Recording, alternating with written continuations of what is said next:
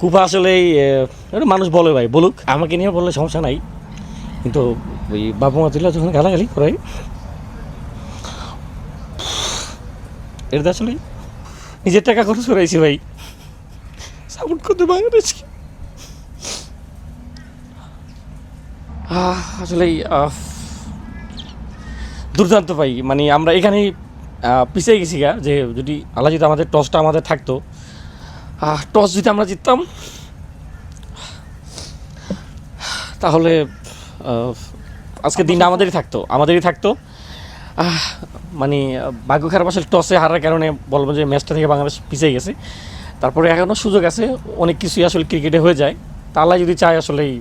শরীফুলের বোলিংটা কেমন লাগলো ভাই? দুর্দান্ত ভাই, দুর্দান্ত, মানে ম্যাজিক ডেলিভারি, প্রত্যেক করা ডেলিভারি, আর মানে অসাধারণ।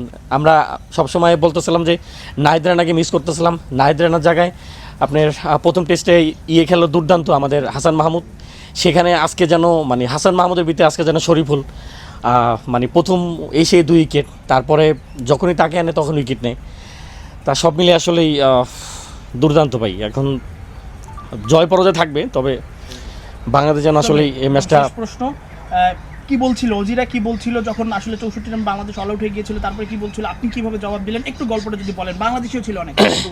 আসলে অজিরা শেষ পর্যন্ত অনেক অজি আমাদের কাছে এসে আমাদের পতাকা নিয়ে উড়েছে এবং আমাদের সাথে বলতেছিল বাংলাদেশ, মানে দুর্দান্ত ভাই।